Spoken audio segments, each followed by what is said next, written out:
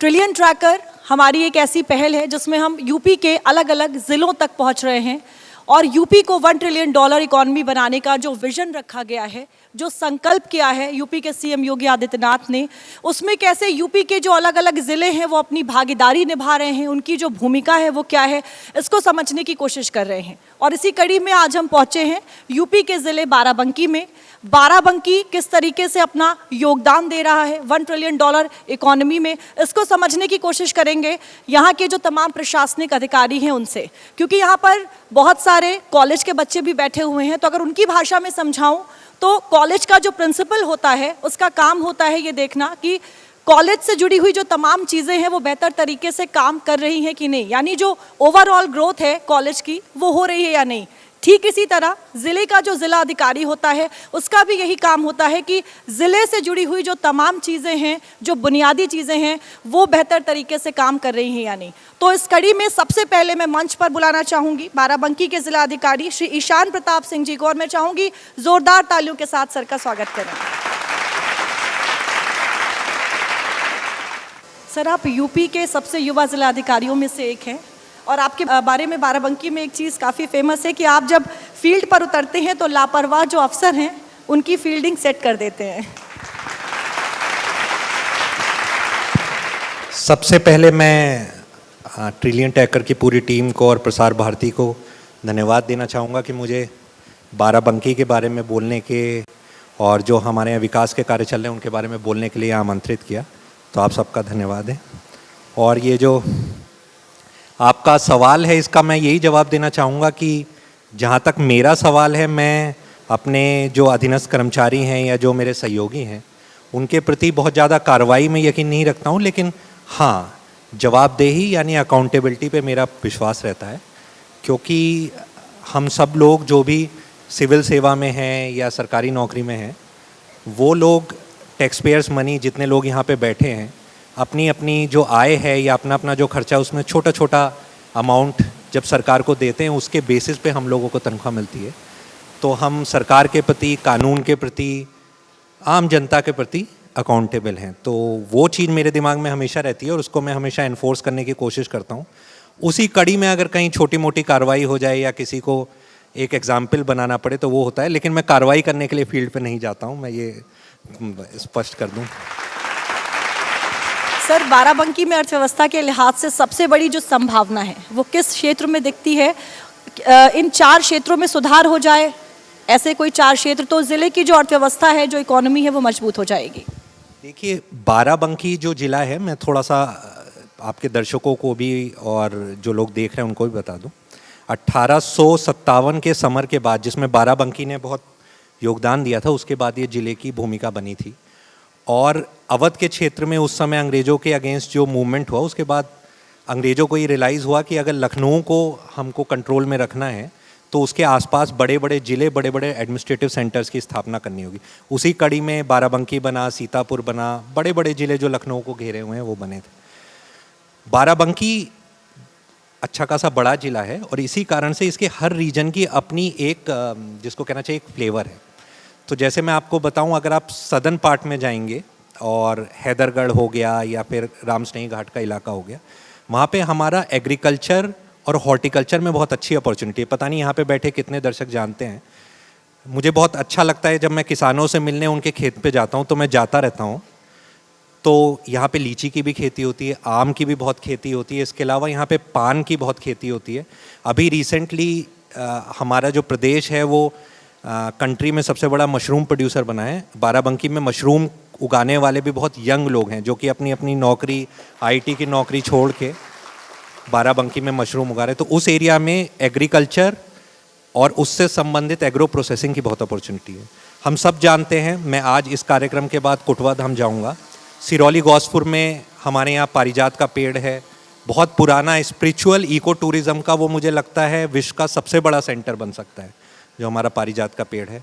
महादेवा के बारे में हम सब जानते ही जानते हैं। इसके अलावा कुटवा धाम है। तो उस इलाके में स्पिरिचुअल टूरिज़्म की बहुत अपॉर्चुनिटी है। हम यहाँ बाराबंकी यानी नवाबगंज तहसील में हैं और फतेहपुर तहसील में आप देखेंगे कि लॉजिस्टिक्स के लिहाज से लखनऊ जैसे जैसे एयरपोर्ट बढ़ा है, हमारे पूरे प्रदेश में एयरपोर्ट के बहुत बड़ा नेटवर्क बन गया है। तो लॉजिस्टिक्स की बहुत अपॉर्चुनिटी है, हेल्थ केयर और रेजिडेंशियल बिल्डिंग्स या फिर रेजिडेंशियल प्रोजेक्ट्स की यहाँ पे बहुत अच्छी अपॉर्चुनिटी है। और पूरा बाराबंकी, जो चौथा आपने मुझसे पूछा, लॉजिस्टिक फ्रेमवर्क के हिसाब से बहुत अच्छा है। मतलब आप यहाँ पे लॉजिस्टिक पार्क्स बना सकते हैं। रामस्नेही घाट में ऑलरेडी एक इस टाइप का पार्क बन रहा है, हैदरगढ़ में पूर्वांचल के किनारे हम इस टाइप का पार्क बना रहे हैं, बिकॉज पूरे बाराबंकी से सड़कें क्रिस क्रॉस करती हैं। बहुत सारे एनएच क्रॉस करते हैं, एसएच तो बहुत सारे हैं, पूर्वांचल हैदरगढ़ से क्रिस क्रॉस करता है, तो वही इसकी इकोनॉमी का बेस बनेगा। सर, राजधानी लखनऊ से सटा होने के कारण फायदे भी हैं और नुकसान भी हैं बाराबंकी के। जो सबसे बड़ा नुकसान है वो ये है कि इंफ्रास्ट्रक्चर की तुलना बार बार लखनऊ के साथ की जाएगी। तो क्या इंफ्रा डेवलपमेंट को लेकर जो ब्लूप्रिंट है वो क्या तैयार किया जा रहा है? ये बात आपने बिल्कुल सही कही, और हमारे ज़्यादातर जो यहाँ पे साथी बैठे हैं उनमें से कई लोग हैं जो कि लखनऊ में नौकरी करते हैं। बहुत सारे बाराबंकी के निवासी हैं जो कि लखनऊ में जिनका घर है।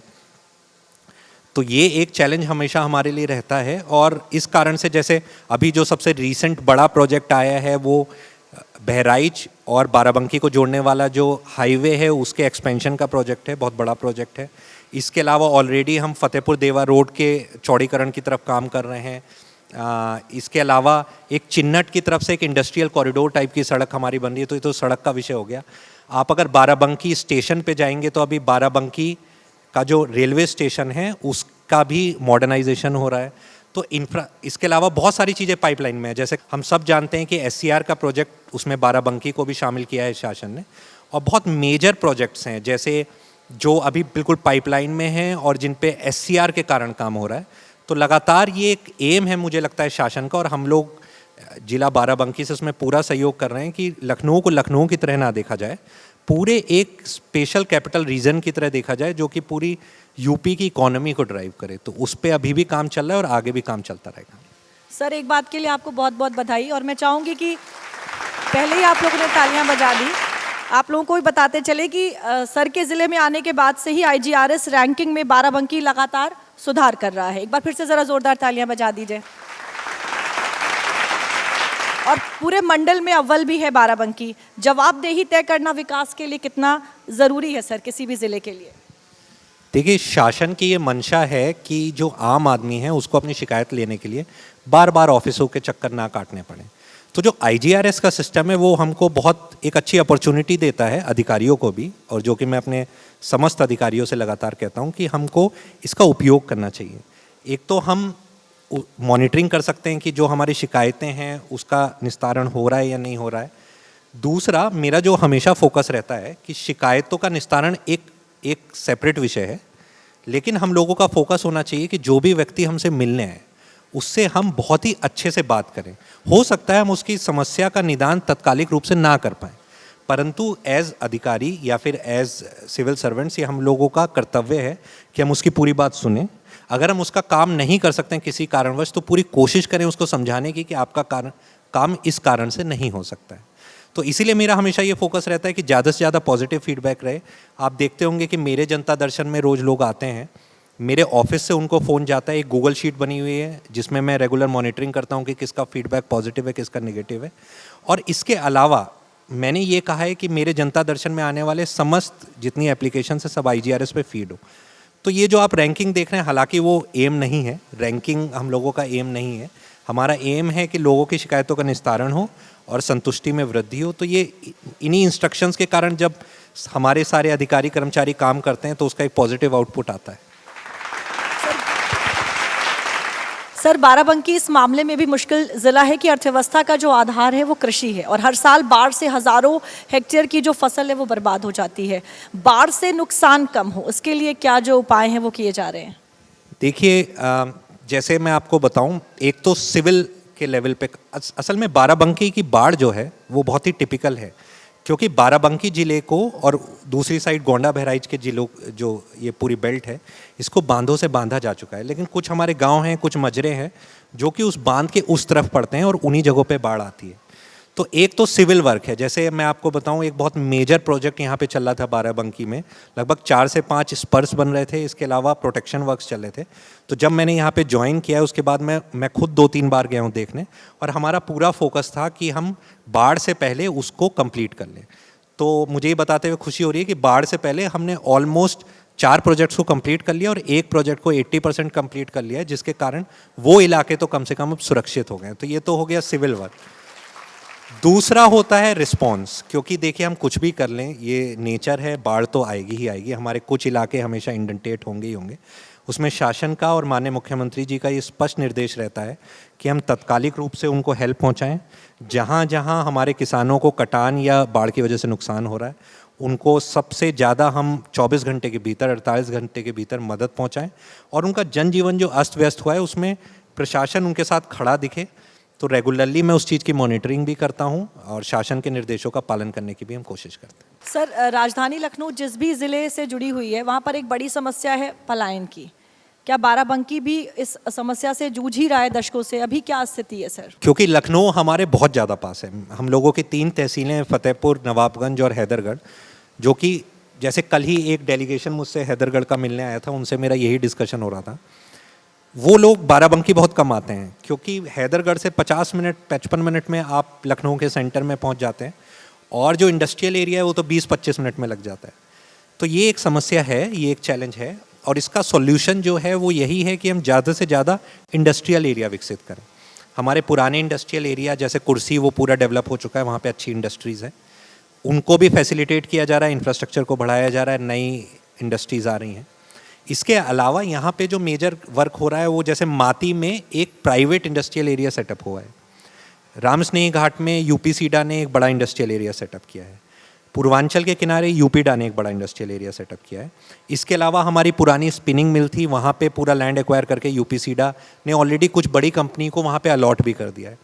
और इसके अलावा 2 जगह रामनगर में और राम स्नेही घाट में मुझे ध्यान आ रहा है जहाँ तक, और हमसे लैंड मांगी गई यूपीडा और यूपीसीडा द्वारा। तो जब ये इंडस्ट्रियल कॉरिडोर यहाँ पे आएंगे और नई नई कंपनीज यहाँ पे आएंगी, तब अपने आप यहाँ का युवा जो है वो बाहर जाने के लिए विवश नहीं होगा, यहीं पे उसको रोजगार मिलेगा। और वही एक लॉन्ग टर्म और शॉर्ट टर्म विजन है कि कैसे कैसे हम इंडस्ट्री को यहाँ प्रमोट कर सकते हैं। सर, आपके इसी जवाब से मेरा अगला सवाल जुड़ा हुआ है कि यूपी में युवाओं के स्किल डेवलपमेंट को लेकर काफ़ी काम हो रहा है। बाराबंकी में आपने आते ही ज़िले के युवाओं से माई भारत पोर्टल पर रजिस्ट्रेशन कराने की जो अपील है वो भी की थी। इसका असर क्या हुआ है और क्या स्किल डेवलपमेंट के बाद जो रोज़गार को लेकर कदम है वो क्या उठाए गए हैं? देखिए, मैं तो ये कहूँगा कि बाराबंकी जो है वो बहुत लकी है कुछ सेंस में, क्योंकि हमारे यहाँ युवाओं की भी अच्छी संख्या है और हमारे यहाँ इंडस्ट्रीज़ की भी अच्छी संख्या है। तो एक वो जो स्किल के लिए ज़रूरी होता है कि इधर की साइड एक सप्लाई हो और उधर की साइड एक डिमांड हो, दोनों चीज़ एग्जिस्ट करती हैं। प्रॉब्लम जहाँ पे जो प्रॉब्लम स्टेटमेंट है इस पूरी, वो है कि इस सप्लाई डिमांड गैप को भरे कैसे, दोनों को आपस में बात करने के लिए विवश कैसे करें। तो ऑफ कोर्स शासन के लेवल पे तो इसमें बहुत कार्रवाई हो रही है। जैसे आप जानते हैं बनी कोडर में और सिरौली गौसपुर में टाटा के सहयोग से हमारे यहाँ ITIs का अपग्रेडेशन हो रहा है, उनकी जो लेटेस्ट मशीन है उनको क्या चाहिए वो सब काम चल रहा है। जिले के लेवल पे भी हम लोगों ने ये काम शुरू किया है कि लगातार इंडस्ट्री से संवाद। अभी परसों ही लगभग 70 बच्चों को यहाँ अप्रेंटिसशिप मिली है अलग अलग इंडस्ट्रीज़ में। हमारा एम है कि हम इसको 250 से 300 तक पहुँचाएं। और जो इंडस्ट्री की एप्रीहेंशन है कि बच्चे या तो बीच में छोड़ देते हैं या उतने सीरियस नहीं रहते हैं, तो बच्चों का चयन करना, उनसे बॉन्ड भराना, वो हम लोगों का काम है और इंडस्ट्री का काम है कि उनको सहूलियत पहुँचाएँ। दूसरा उसका फेस हमने जो इस प्रोजेक्ट की शुरुआत की जिले स्तर पे, उसका दूसरा फेस ये है कि इंडस्ट्री के लोगों को यहाँ बुलाना, उनके ज़्यादा से ज़्यादा गेस्ट लेक्चर्स कराना, उनके जो लोकल प्रोजेक्ट्स आते हैं उनको यहाँ ITIs में बनवाना। तो उससे इंडस्ट्री का और बच्चों का आपस में कनेक्शन बढ़ता है। तो वो एक प्रोसेस है। आपने माई भारत की बात की, माई भारत पोर्टल के माध्यम से हमारा एम ये है कि ज़्यादा से ज़्यादा जो हमारे युवा हैं वो कंस्ट्रक्टिव गतिविधि की तरफ अग्रसरित हों। जैसे आप जानते हैं कि यहाँ पे बाराबंकी में स्पोर्ट्स का एक बहुत पुराना कल्चर रहा है। KD सिंह बाबू यहाँ से निकले, इसके अलावा बहुत मेजर एथलीट्स यहाँ से निकले हैं। तो हमारा ये एम रहता है कि एटलीस्ट एथलीट्स को सुविधा रहे, स्पोर्ट्स की तरफ हम यूथ को डायरेक्ट करें। माई भारत पोर्टल का एम ये है कि जो मतलब युवा कल्याण विभाग के अंतर्गत जो विभिन्न देश में और प्रदेश में प्रतियोगिताएं होती हैं उसको बच्चों से कैसे जोड़ें। वाद विवाद प्रतियोगिता हो गई, मिनी पार्लियामेंट की प्रतियोगिता हो गई। इससे जब बच्चे जुड़ते हैं तो एक तो समसामयिक विषयों के बारे में जानते हैं, उसके अलावा अपनी एनर्जी को एक पॉजिटिव वे में डाइवर्ट कर पाते हैं, ये मेरा मानना है। सर, आजकल युवा टेक्नोलॉजी और सोशल मीडिया फ्रेंडली ज़्यादा है। बाराबंकी में युवाओं के स्किल ट्रेनिंग और जागरूकता फैलाने के लिए प्रशासन सोशल मीडिया पर कितना एक्टिव है, और अगर जेंजी वाली भाषा में ही बात कही जाए इस तरीके से, ताकि जो बात है वो उन लोगों तक भी पहुंचे? देखिए, जैसे मैं मिलेनियल हूँ, हमारे जो कप्तान साहब हैं वो भी मिलेनियल हैं, तो हम लोगों में मतलब फिर भी मैं कहूँगा कि जनरेशन गैप उतना ज़्यादा नहीं है, हम लोग आस पास के ही हैं। परंतु जैसे आप अगर बाराबंकी का इंफॉर्मेशन का एक स्ट्रक्चर देखेंगी तो यहाँ पे बहुत अच्छा पत्रकारिता का स्टैंडर्ड है, इलेक्ट्रॉनिक मीडिया हो, अखबार हो, प्रिंट मीडिया हो, सब कुछ बहुत एक सेटल्ड प्रिंसिपल है यहाँ पे। परंतु यहाँ पे इन्फ्लुएंसर्स की भी एक बहुत लंबी श्रृंखला है और मिलियंस ऑफ व्यूज़ वो लोग गार्नर करते हैं अलग अलग जगहों पे। जब महादेवा का कभी, जैसे अभी कांवड़िया का आगमन हमारे ज़िले में हो रहा है और महादेवा में हर संडे को मंडे को भीड़ लगती है, तो आपको वहाँ बहुत सारे इन्फ्लुएंसर्स दिखेंगे। तो प्रशासन की तरफ से हमारा ये रहता है कि हम उनसे भी संवाद बनाएं, क्योंकि उनकी अपनी एक ऑडियंस है, और चाहे युवा हो, जेंजी हो, आप उनको किसी भी नाम से बुला लें, वो उनसे भी कनेक्ट करते हैं। तो हमारा एक एम ये रहता है। दूसरा, जो शासन की एक मंशा और बेसिक शिक्षा विभाग का एक प्रोजेक्ट है जिसमें उन्होंने कहा है कि जो हमारे स्कूल्स हैं उसमें अखबार पढ़ने की जो एक आदत है उसको डेवलप करना, तो उसमें भी बाराबंकी बहुत हम कोशिश कर रहे हैं कि हम लीड लें, हर न्यूज़पेपर को अवेलेबल कराएं, ताकि वो मतलब उस माध्यम से भी हमारा संवाद बना रहे, जो एक फॉर्मल माध्यम है। तो फॉर्मल हो इनफॉर्मल हो, प्रशासन की एक कोशिश रहती है कि हम लोगों से संवाद बनाए रखें। सर, किसी भी ज़िले का जो विकास है उसकी एजुकेशन इंफ्रास्ट्रक्चर पर काफ़ी निर्भर करता है, और बाराबंकी में शिक्षा के लिए जो पलायन का इतिहास है वो लंबा रहा है। सरकारी स्कूलों में क्वालिटी एजुकेशन की कमी भी रही और इसीलिए लोग प्राइवेट की तरफ भी भागते हैं। लेकिन अब इस ज़िले की बात की जाए तो उसको लेकर क्या काम हुआ है? देखिए, बाराबंकी में हमारे साथ हमेशा एक वो चैलेंज रहेगा, क्योंकि बाराबंकी में दिक्कत ये है कि लखनऊ भी बहुत पास है, बाराबंकी खुद भी इस मामले में डेवलप्ड है। जैसे अभी हम एक निजी संस्थान में यहाँ पे बैठे हुए हैं, तो हम निजी संस्थानों को या निजी एजुकेशनल इंस्टीट्यूट्स को किसी भी तरीके से ना शासन ना जिला प्रशासन अपने एनिमी की तरह नहीं देखता है। हम उनको ऑगमेंट करने के लिए देखते हैं कि कैसे हम उनको ऑगमेंट कर सकते हैं, कैसे प्रशासन उनका सहयोग कर सकता है। इसी बीच हमारे जो स्कूल्स, जिसमें हमारे गांव देहात के बच्चे जिन, या फिर हमारे जिसको कहना चाहिए सीनियर सेकेंडरी स्कूल्स हो गए या इवन कॉलेजेस हो गए, उनको हम कैसे बेहतर कर सकते हैं ये भी हम देखते हैं। तो जैसे हमारे जितने कस्तूरबा गांधी विद्यालय हैं उनमें सब जगह स्मार्ट क्लासेस हैं, एक उसकी कार्रवाई चलती है। हमारे कई सारे स्कूल्स में स्मार्ट क्लासेस हैं। अभी जो रिज़ल्ट आया है 10th का भी और 12th का भी, उसमें बाराबंकी के बच्चों ने बोर्ड में पूरे प्रदेश में मुझे लगता है सबसे अच्छा प्रदर्शन किया है। और सबसे खुशी की बात यह है कि इसमें हमारी बच्चियों ने सबसे अच्छा प्रदर्शन किया, और उसमें कई सारे शासकीय सहायता प्राप्त कॉलेजेस हैं, कई सारे पूर्ण रूप से शासकीय कॉलेजेस हैं। तो अच्छा लगता है, क्योंकि बाराबंकी में हम लोग निजी संस्थानों के साथ उनको प्रमोट भी करते हैं, लेकिन उनके साथ एक हेल्दी कंपटीशन की भावना से काम भी करते हैं। सर, क्योंकि हम जेंजी की बात कर रहे हैं और एजुकेशन की बात कर रहे हैं, सोशल मीडिया की बात कर लेते हैं। दोधारी तलवार कहा जाता है, यानी कि आप जो अच्छे काम कर रहे हैं वो कहीं ना कहीं लोगों के बीच पहुंच रहे हैं, लेकिन वहीं दूसरी ओर अफवाहों के फैलने का भी काफ़ी जो डर है वो होता है। अब बाराबंकी की बात करें तो सोशल मीडिया को लेकर किस तरीके से जो कंट्रोल है या जो मॉनिटरिंग है वो की जा रही है? जब भी त्यौहार या कोई बड़ा कार्यक्रम यहाँ होता है तो ये एक स्टैंडर्ड प्रोटोकॉल है कि हम सोशल मीडिया को दुश्मन की तरह नहीं देखते हैं, लेकिन ऐसे तत्व जो कि सोशल मीडिया का उपयोग इस प्रकार से करना चाहते हैं जिनका मात्र उद्देश्य एनार्की को फैलाना है, एक गलत मैसेज लोगों में देना है, फैक्ट से दूर ले जाना है, तो उसके दो तरीके हैं। एक तो ऐसे लोगों पे कड़ी से कड़ी कार्रवाई करना, जो कि हम लगातार जिले में करते रहते हैं, और दूसरा अपने सोशल मीडिया को एक्टिव रखना ताकि हम सच्चाई बता सकें। और मेरा भी सोशल मीडिया एक्टिव है, मैं अपने सारे अधिकारियों से भी कहता हूँ कि सबका सोशल मीडिया एक्टिव है रहे। पुलिस बाराबंकी का सोशल मीडिया बहुत एक्टिव है, कोई भी इस टाइप की खबर आती है तो तत्काल उसका खंडन या फिर उस पर एक्सप्लेनेशन आती है। तो बाराबंकी में हम लोग सोशल मीडिया पे लगातार इंटरेक्ट करते रहते हैं, सिर्फ जेनजी से ही नहीं, जितने सोशल मीडिया के यूज़र्स हैं सबके साथ इंटरेक्ट करते रहते हैं। हमारा एम रहता है कि पॉजिटिव खबर या फिर सच्चाई लोगों तक पहुँचाना, और जो लोग जानबूझ के गलत खबर लोगों तक पहुँचाना चाह रहे हैं उनको रोकना। सर, आप उस सिस्टम का हिस्सा हैं जो योजनाएं और नियम बनाती है, तो मेरा सवाल आपसे ये है कि किसान देश की इकोनॉमी नहीं बल्कि पूरे इकोसिस्टम का आधार है, तो फिर क्या अगर खेती को उद्योग का दर्जा देकर उसे विकसित किया जाए तो किसान और देश दोनों ही समृद्ध बनेंगे? देखिए, बाराबंकी मुझे लगता है प्रदेश का सबसे ज़्यादा इंटेंसिवली कल्टिवेटेड डिस्ट्रिक्ट है। यहाँ पे मतलब मैं खुद जहाँ से आता हूँ वहाँ पे बहुत इंटेंसिव कल्टीवेशन होता है, लेकिन यहाँ पे किसान 3 फसल लेता ही लेता है। आप अगर देखें यहाँ पे मेंथा की बहुत कल्टीवेशन होता है, यहाँ पे हॉर्टिकल्चरल मैंने पहले ही बताया बहुत कल्टीवेशन होता है, सब्जियों का बहुत कल्टीवेशन होता है। तो यहाँ पे ऑलरेडी उस टाइप के प्रोग्रेसिव किसान हैं, और मैं तो हर बार जब भी जाता हूँ तो मुझे कोई ना कोई प्रोग्रेसिव किसान मिलता रहता है। अब हमको ज़रूरत है बाराबंकी में कि उसको किस प्रकार हम एग्रो प्रोसेसिंग से जोड़ें और किसान को ज़्यादा से ज़्यादा जो उसने जो प्रोड्यूस किया है उसमें मीडिएटर्स को हटा के उसको ज़्यादा से ज़्यादा लाभ दे पाए। तो यहाँ पे हम FPOs पे बहुत काम कर रहे हैं, अलग अलग टाइप के FPOs पे। मैंने अपने कृषि विभाग से कहा भी है कि FPOs पे काम करें, बड़े मतलब किसानों को डायरेक्ट मार्केट से जोड़ें। यहाँ पे 2 मंडियाँ हैं जो कि one of the most profitable mandis हैं पूरे प्रदेश की। तो उस चीज़ पे लगातार काम हो रहा है कि किसानों की आय किस प्रकार से बढ़ाई जाए। एक और चीज़ मैं आपको यहाँ पे बताना चाहूँगा, जैसे मेंथा हमारे यहाँ किसान बहुत करते हैं। पिछले 2-3 साल से बाराबंकी में इस पे काम हुआ, क्योंकि मेंथा बहुत ज़्यादा पानी लेता है और हम चाहते हैं कि किसान थोड़ा डाइवर्सिफाई करें। तो जायद के मक्के पे बहुत काम हुआ है और उस पर लगातार उसकी एक्रिएज बढ़ रही है। तो वो भी किसानों को एक तरीका है जिससे हम एग्रो प्रोसेसिंग खासकर फीड वगैरह से जोड़ सकते हैं। तो उस पर अच्छा काम हुआ है।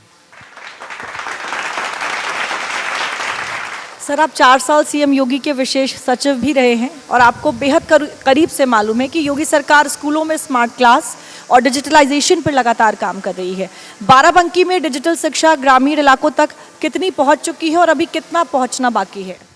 देखिए, जैसे मैं अभी एक दूसरे सवाल के परिप्रेक्ष्य में आपको बता रहा था कि हमारे कस्तूरबा गांधी विद्यालयों में हर जगह स्मार्ट क्लासेस हैं, उसका इस्तेमाल भी होता है।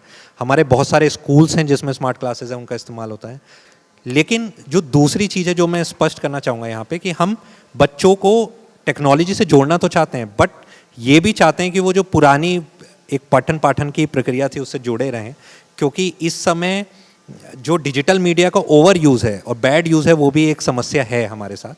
तो इसी कारण से पुस्तकालयों की स्थापना सारे विद्यालयों में, जैसे अभी 168 विलेजेस में हमारे यहाँ डिजिटल लाइब्रेरी की स्थापना हो रही है। यानी जो बच्चा पढ़ चुका है या पढ़ रहा है वो उस लाइब्रेरी में जा सकता है, आराम से बैठ के नए नए चीज़ों को पढ़ सकता है, और वो पूरी डिजिटल है। उसके अंदर कंप्यूटर हैं, स्मार्ट एक्टिविटीज़ हैं, सब कुछ है। तो इन सब चीज़ों में कार्रवाई चल रही है, स्कूलों में भी चल रही है और ग्राम पंचायतों में भी चल रही है। सर, आप औचक निरीक्षण भी बहुत करते हैं। 4 साल आप सीएम के साथ रहे हैं, कहीं ये उसका असर तो नहीं? क्योंकि सीएम योगी जो है वो भी इस बात के लिए जाने जाते हैं कि औचक निरीक्षण कर लेते हैं, कहीं भी पहुंच जाते हैं, कहीं उसका असर तो नहीं है ये? नहीं, देखिए, ये तो माननीय मुख्यमंत्री जी के भी निर्देश हैं और शासन की भी मंशा है कि फील्ड के ऑफिसर ज़्यादा से ज़्यादा समय फील्ड पे रहें। तो मैं भी जाता रहता हूँ, मतलब जब भी मुझे मौका मिलता है। उससे मुझे 2 फ़ायदे होते हैं। एक तो मुझे थोड़ा सतही तौर पे ये पता चल जाता है कि नीचे क्या चल रहा है, प्रोजेक्ट्स को देखना, लोगों से बातचीत करना। दूसरा, एक जनता का डायरेक्ट फीडबैक मिल जाता है, तो एक गैप एनालिसिस भी हो जाता है। और तीसरा, और जो मोस्ट इम्पॉर्टेंटली, कि जो जिलाधिकारी का काम होता है वो मेजरली कोऑर्डिनेशन मैकेनिज्म का होता है। विभिन्न विभाग अपने अपने बारे में सोचते हैं। जिलाधिकारी का काम ये होता है कि कैसे एक विभाग को दूसरे विभाग से बातचीत कराई जा सके। और जब मैं किसी प्रोजेक्ट पे या किसी जगह पे पहुंच जाता हूं तो सारे विभाग एक छत के नीचे आ जाते हैं। तो मैंने देखा है कि प्रोग्रेस तेज हो जाती है, जो साइलोज होते हैं वो ख़त्म हो जाते हैं, तो उस पर काम करने की अपॉर्चुनिटी मिल जाती है। सर, अभी आपने इंडस्ट्रियलाइजेशन का जिक्र किया था, कहा था कि ज़्यादा जो इंडस्ट्रीज़ हैं वो यहाँ पर होनी चाहिए। अगर 2017 की बात करें तो उसके बाद से बड़े पैमाने पर यूपी में इंडस्ट्रियलाइजेशन हुआ है। बाराबंकी लखनऊ के करीब है, बावजूद इसके अभी भी यहाँ पर वो कमी देखी जा सकती है। क्या वजह है सर, और इसको लेकर क्या कुछ काम हो रहा है? जैसे अभी आने वाला जो GBC जब भी होगा शासन के स्तर से, तो हम लोगों को लगभग 9,000 करोड़ का टारगेट यहाँ पे मिला था, जिसको हम ऑलरेडी एक्सीड कर चुके हैं। अब की बार GBC में 9,000 करोड़ से ज़्यादा की ग्राउंड ब्रेकिंग बाराबंकी की होगी। तो ये मैं मतलब जस्ट एज एन इन्फॉर्मेशन बता रहा हूँ। लेकिन पिछले कुछ समय में हम लोगों ने इस चीज़ पे फोकस किया है, और निवेश मित्रा पोर्टल हो, चाहे अब निवेश मित्रा 3.0 आ गया है, तो उससे और भी ज़्यादा इस चीज़ में बढ़ोतरी मिली है। तो एम ये है कि इंडस्ट्री को हमसे ना आना पड़े। दूसरा, अपने स्तर पे मैंने ये किया है कि हर जनता दर्शन से पहले और बाद में मैं थोड़ा समय इंडिविजुअल इंडस्ट्रियलिस्ट से मिलने के लिए निकालता हूँ, उनकी इंडिविजुअल समस्याओं को सुनता हूँ, जिससे काफ़ी इश्यूज़ रिजॉल्व हो जाते हैं। तो गति मिली है इसमें। शासन का जो निर्देश है उनका पूरा अनुपालन किया जा रहा है, चाहे वो हमारे यहाँ हर महीने होने वाली बैठक हो जिसमें मैं रहता हूँ, पुलिस से सब लोग रहते हैं, सारे इंडस्ट्रियलिस्ट एक साइड बैठते हैं, हमारे बाकी विभाग एक साइड बैठते हैं, और जो भी उनकी समस्या होती है हम उसको रिजॉल्व कराते हैं ताकि ज़्यादा से ज़्यादा लोग आ पाएँ। सर, तो क्या उम्मीद कर सकते हैं आने वाले समय में बाराबंकी में भी कुछ नई जो इंडस्ट्रीज़ हैं उनका सेटअप होगा? लगातार हो भी रही हैं और मुझे पूरा विश्वास है, जैसे इसी महीने हमने 4 इंडस्ट्रीज़ में कमर्शियल प्रोडक्शन शुरू किया है। आने वाले महीनों में हर महीने हम 4-5 इंडस्ट्रीज़ में कमर्शियल प्रोडक्शन शुरू करते हैं। आने वाले महीनों में भी इंडस्ट्रियलाइजेशन की ये जो प्रोसेस है वो चलती रहेगी। और जैसे जैसे हमारा लैंड बैंक बढ़ा, इंडस्ट्रीज़ की जो एक इंटरेस्ट है बाराबंकी में वो भी तेज़ी से बढ़ा। और जैसे कि मैंने कहा कि SCR रीजन के लेवल पे जो हम लोगों की प्लानिंग हुई है उसके होने से इसको और गति मिलेगी। तो मेरा मानना है कि फ्यूचर में हम ये एक्सपेक्ट कर सकते हैं कि इंडस्ट्रीज़ और आएंगी, ज़्यादा रोजगार का सृजन होगा। सर, एक समस्या है जिससे पूरा देश जूझ रहा है और यूपी में तो ये एकदम अलग लेवल पर है, फुटपाथ वैसे तो पैदल चलने के लिए है, लेकिन यूपी में जगह जगह फुटपाथ पर कब्जा है। इसको किस तरीके से कब्जा मुक्त कराने के लिए जो काम है वो किया जा रहा है? देखिए, ये एक समस्या है और मुझे ऐसा लगता है कि ये रोड सेफ्टी से भी जुड़ी हुई समस्या है। और रोड सेफ्टी हमारा बाराबंकी का एक बहुत इंपॉर्टेंट चैलेंज है। तो आप अगर देखेंगे यहाँ पे जो लोकल हमारे भाई बहन आए हुए हैं और जो जनता है वो जानते हैं कि एक स्टेशन रोड थी जो हमारी बहुत पुरानी रोड थी, उसके एक्सपेंशन का काम मेरे पूर्वाधिकारी द्वारा किया गया है, उस पर काम चल रहा है। इसी तरीके से गौरव पथ का निर्माण के लिए भी अभी अभी सैंक्शन हुआ है। तो अब जो फ्यूचर रोड्स बन रही हैं एटलीस्ट वो हम इस तरीके से बना रहे हैं कि पेडेस्ट्रियन के लिए हेल्पफुल रहें। इसके अलावा जो ऑलरेडी स्मॉल बिजनेसेस, उनको मैं माइक्रो बिजनेसेस ही कहूँगा, जो कि सड़क के किनारे चलते हैं, हमारा एम ये नहीं है कि उनको हटा दिया जाए या उनकी रोटी रोजी या जो जीविका चलाने का साधन है उसको रोका जाए। एम ये है कि उनको विस्थापित करके ऐसी जगह किया जाए जहाँ से उनके भी रोजगार बढ़े। तो इसलिए यहाँ पे हम लोग कोशिश कर रहे हैं कि ढूंढें जहाँ पे इस टाइप के वेंडिंग जोन स्थापित हो सकते हैं। चटोरी गली यहाँ पे ऑलरेडी है जहाँ पे एक वेंडिंग जोन बना हुआ है, तो कैसे उनको कन्विंस करके हम वहाँ पे सेटल कर सकें और पेडेस्ट्रियन के जाने के लिए पाथ बनाए सकें, ये एम है। इस पे लगातार जिले में काम चल रहा है। सर, क्योंकि सड़कों से जो जुड़ी हुई बात हो रही है, अगला सवाल इसी से जुड़ा है। अक्सर देखते हैं कि जाम में जो एम्बुलेंस है वो फंस जाती है। क्या एम्बुलेंस के लिए कोई ऐसी व्यवस्था, इमरजेंसी कॉरिडोर जैसी हो सकती है जहां से आसानी से इमरजेंसी सिचुएशन में उनको निकाला जा सके और जाम में फंसकर किसी की जो जान है वो भी ना जाए?